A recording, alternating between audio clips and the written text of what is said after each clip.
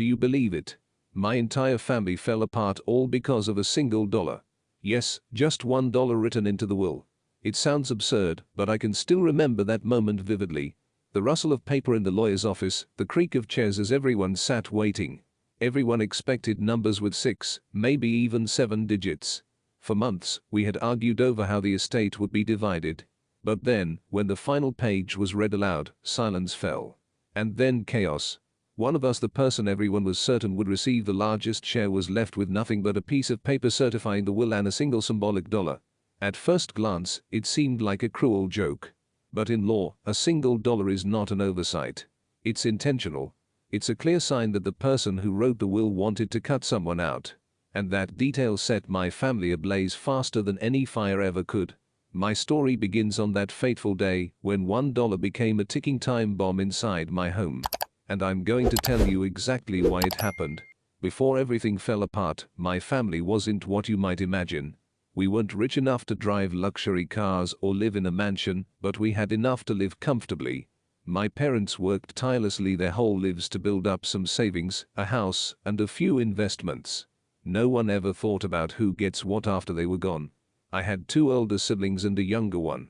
We grew up under the same roof, with loud birthday parties, summer vacations at the beach, and family dinners where everyone argued over little things and then laughed it off.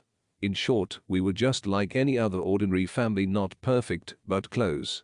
When my mother passed away, my father became the center of the family. He loved telling old stories and gathering everyone together for meals. Every holiday, the whole family came back under one roof. None of us could have imagined that just a few years later, he would leave behind a will that would shatter everything. The day my father died, I remember clearly. No one sobbed loudly, but sorrow filled the house. We stayed close, comforting one another. Everyone thought, at least we still have each other.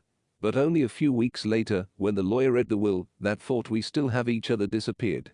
And that was the moment everything began to spiral downward. The lawyer's office was quiet the day we all gathered. You could almost hear our breaths bouncing off the walls. Each of us sat stiff in those wooden chairs, waiting for numbers, waiting for proof that everything my parents worked for would somehow keep us together. But that wasn't what happened. The lawyer cleared his throat and began reading. At first, it was normal names, assets, the usual language. Then he reached the line that froze the air in the room. One of us, someone we all believed would inherit the largest share, was left with a single dollar. Just one. There was a pause, a heavy silence like the world itself has stopped listening. And then the room exploded. Voices shouting, chairs scraping, fingers pointing. That single dollar, just a symbol on paper, ignited something darker than any of us had ever seen. And here's the part no one expected. That single line in the will wasn't just a snub. It was deliberate. My father had left it there as a message. And the question that tore us apart was simple: what exactly was he trying to say? Most people don't know this, but in legal terms, leaving someone a dollar isn't an accident. It's not charity. It's a statement. A way to say, I didn't forget you. I left you out on purpose. The more we thought about it, the clearer it became my father had chosen to cut someone out. And in doing so, he planted a seed of mistrust that grew faster than wildfire. Suddenly, every word, every look, every past argument in our family was being re-examined. Who was Dad punishing?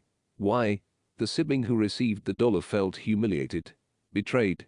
They swore this was a mistake, that someone must have manipulated the will.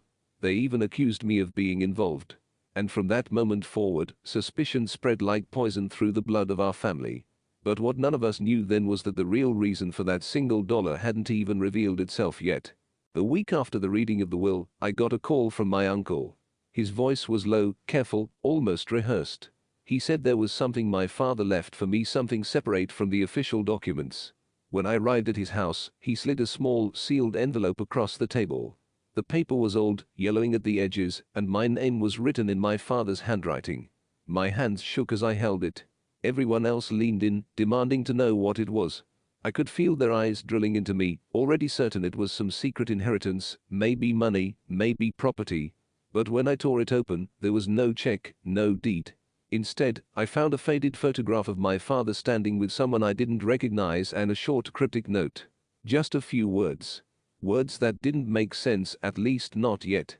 I wanted to laugh, or cry, or maybe both. Because whatever message my father had left, it wasn't just for me. It was going to drag the entire family even deeper into the fire. And the photo was only the beginning. I kept the photo to myself for a few days, but secrets never last in my family. Word spread, and soon I was sitting across from my older cousin at a bar. He leaned back in his chair, smirking like he already knew the answers to questions I hadn't even asked. "Funny close quote," he said, swallowing his drink. "Hey, your father trusted you with that envelope." His tone was sharp, deliberate. I slammed the photo on the table between us. "Who is this?" Close quote, I demanded. My cousin barely glanced at it before chuckling. "You really don't know, do you?" Close quote. The smirk on his face made my blood boil. It wasn't just arrogance, it was knowledge. He knew something I didn't, something my father had hidden. And the way he looked at me, like a cat toying with a mouse, told me that whatever truth was buried here, it was going to hurt. And his next words shattered everything I thought I knew about my family. I went home that night in a daze. The cousin's words kept echoing in my mind, gnawing at me. I dug through every box, every drawer, every folder my father had left behind. Documents piled up on the table, old letters, legal papers, receipts from decades ago. My laptop screen glowed as I tried to cross-reference dates, names, anything. That's when I started to notice a pattern. Hidden in the paperwork were references to someone outside our family, someone who had financial ties to my father that no one ever mentioned. Loans, investments, payments, and each of them traced back to the same name that appeared on the note inside the envelope. My siblings came to check on me, but all they saw was madness papers scattered, me muttering to myself about connections no one else could see. They accused me of obsessing, of making things worse. Maybe they were right. But in my gut, I knew this wasn't paranoia. My father hadn't left us a puzzle by accident. He left a trail, and if I followed it far enough, I was afraid of where it might lead. Because the deeper I looked, the more it seemed my family wasn't just torn apart by greed. There was something much darker at the root. One night, as the rain poured down and thunder rattled the windows, I finally decided to face it. I took the photograph and the note, slipped them into my pocket, and went to find the address I had uncovered. It led me to a rundown street, lit only by a flickering lamp. I stood there, drenched, staring at a house I had never seen before. And yet, somehow, it felt connected to me. The photograph seemed to burn in my hands, the raindrops smearing its faded edges. My phone buzzed in my pocket. A message from an unknown number. "Stop digging.